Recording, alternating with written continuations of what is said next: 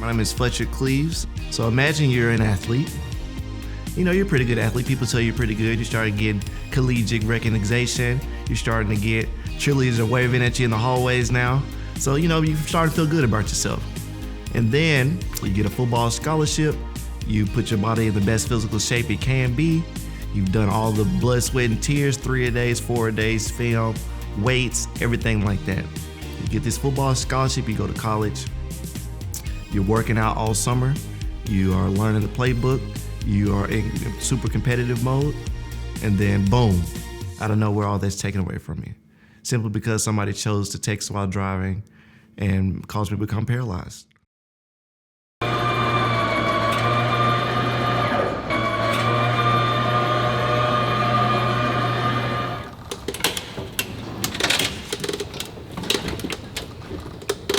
I was driving, my roommate was in the passenger seat.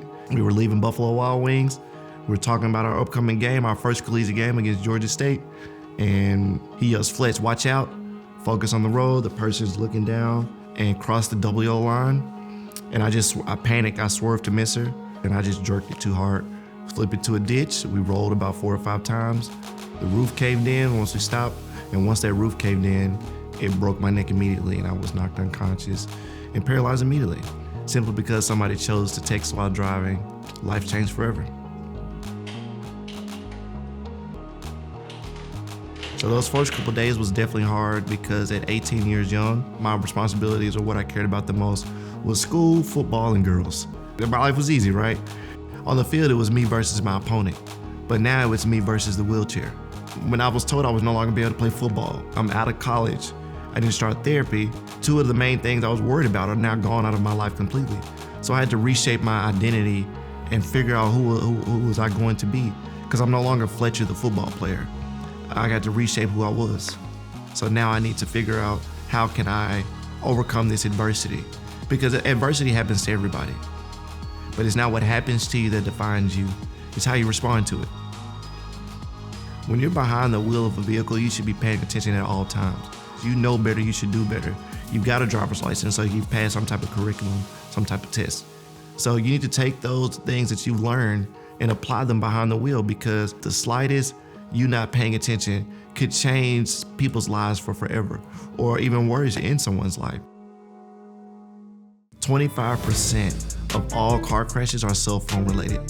A cell phone is considered the world's smallest slot machine, because your brain releases endorphins every time your phone goes off. So every time your phone goes off, it's like hitting a jackpot. People want that sense of being connected, but driving is not the time to be checking that phone. You should be paying attention at all times. All it takes is a couple seconds.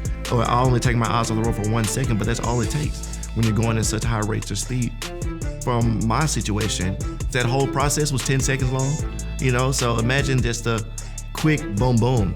So if you're going 55 miles an hour, if you take your eyes off the road for just 5 seconds, that's the length of a football field. So that's 100 yards. So imagine how much stuff can happen from end zone to end zone that you won't see simply if you took your eyes on the road for 5 seconds at 55 miles an hour. Yeah, it's my guy, Dane Mullins. He was the guy that was in the car crash with me. And once I swerved to miss her, we flipped about 4 or 5 times. And as we were flipping, he gets ejected from the vehicle and the car lands on top of his arm. And I'm laying on my right side, I'm trapped in the car. He yells my name, he's like, "Fletch, Fletch." And it wakes me up because I was knocked unconscious. And he tells me my arm is stuck. And then I can hear him like wiggling, trying to get out. And he pulls his arm from underneath the vehicle. But because of the adrenaline, he just didn't feel it. And it basically ripped his arm open when he pulled it from underneath the vehicle. Teenagers are 60% more likely to be involved in a car crash where somebody dies, simply if the driver is not paying attention. If I told you were 60% more likely to hit the lottery for $50 million if you were a red shirt on Fridays, what would you do? We're a red shirt on Fridays, right? So if it's proven that you're 60% more likely to be involved in a car crash where the driver is distracted, then why be distracted? It's not worth it. Driving is the most dangerous thing you will do on a daily basis. So if driving is already the most dangerous thing you would do on a daily basis, why would you add something on top of that? Doesn't make sense. Distracted driving is 6 times more deadly than drinking and driving. Like I said, everybody doesn't drink, but everybody is capable of being distracted. Everybody has a cell phone. Everybody is messing with the radio. Everybody's trying to do something. And you always think that what you're doing is important. Stuff is not as important as what you think it is. If you were to harm yourself, what were you doing? Well, I was trying to call Johnny and tell him I was gonna be there at 8 instead of 9. Is that more important than you being in the hospital right now? You messing with the radio worth that $800 headlight that's just gonna be out if you run into the back of somebody? Is this text message worth someone else's life? Don't let one decision you make give you a lifetime of consequences. Because if, like I said, if you kill somebody, that's for life.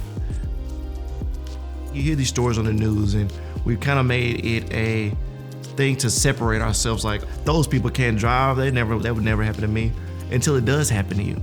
I think the problem is that we all think it's everybody else's problem. Like, oh, y'all suck. I'm the good driver. The most unpredictable thing in the vehicle is the driver. Like, even though you might think yourself as being a good driver, you can't control what other people do. So you have to be paying attention to be able to react to somebody that is not paying attention. Be able to react to someone that is messing with their kids in the back seat. Thinking that you are not the problem is part of the problem. I'm just saying, make smart choices. Whether you're trying to change the song, you just have to make a conscious effort. I don't even like this song. Let me wait till I get to a red light. I can wait. Let me get the map. I can wait. If it's that important, pull over. Or a hands-free device, or something where you're not being too distracted, your eyes aren't going off the road. Hey Siri, can you go to the next song? I do that all the time. So it's something like that. You know, if we can start doing that, I think we're winning.